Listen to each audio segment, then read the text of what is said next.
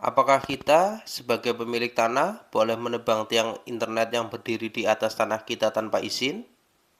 Atau malah kita yang dianggap sebagai perusak aset perusahaan atau provider? Di banyak desa sekarang, tanah milik warga tiba-tiba dipasangi tiang. Provider masuk tanpa permisi. Mereka bergerak cepat, diam-diam, tahu-tahu tiang internet sudah berdiri. Lalu, warga yang memiliki tanah harus bertindak apa? Lapor ke desa, Satpol PP, atau ke polisi? Mungkin ada yang berpikir, daripada ribet, lebih baik langsung ditebang saja. Oke, mari kita bahas. Secara hukum, kamu memang punya hak atas tanahmu. Tapi, hukum juga mengatur soal cara menegakkan hak. Kalau kamu langsung menebang, bisa kena pasal 406 KUHP. Barang siapa dengan sengaja merusak barang milik orang lain dapat dipidana. Dan kalau dianggap mengganggu fasilitas publik, bisa tambah panjang urusannya.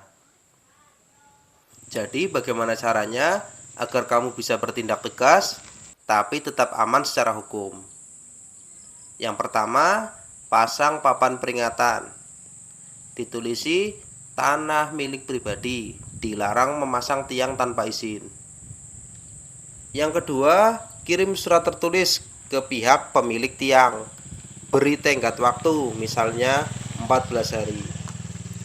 Yang ketiga, dokumentasikan semuanya, foto, video, dan jangan lupa saksi. Yang keempat, jika tetap tidak ada tanggapan, kamu bisa menebangnya secara rapi dan rekam prosesnya. Yang kelima, simpan barang bukti, potongan tiang, lokasi, dan surat-surat. Dengan begini, kalau sampai dibawa ke polisi pun, kamu sudah punya bukti lengkap bahwa kamu bukan perusak, tapi pembela hak milik yang sah. Intinya main aman supaya kamu menang secara hukum. Hukum di Indonesia memang lebih memihak prosedur, bukan sekedar rasa. Tapi kita tetap bisa gunakan hukum itu untuk berpihak kepada rakyat kecil. Karena memasang tiang tanpa izin di tanah orang juga melanggar hukum. Bukan kamu yang salah. Selama kamu punya bukti bahwa kamu sudah memberi peringatan, memberi tenggat waktu, dan menunggu respon tapi tidak ada tanggapan, maka posisi kamu kuat. Ini bukan cuma soal tiang, ini soal harga diri. Tanah rakyat kecil bukan tempat perusahaan bertindak semena-mena. Kalau kita tidak berani membela tanah kita sendiri, terus siapa lagi? Secara prinsip hukum, kamu berada di pihak yang benar jika satu, kamu pemilik tanah yang sah.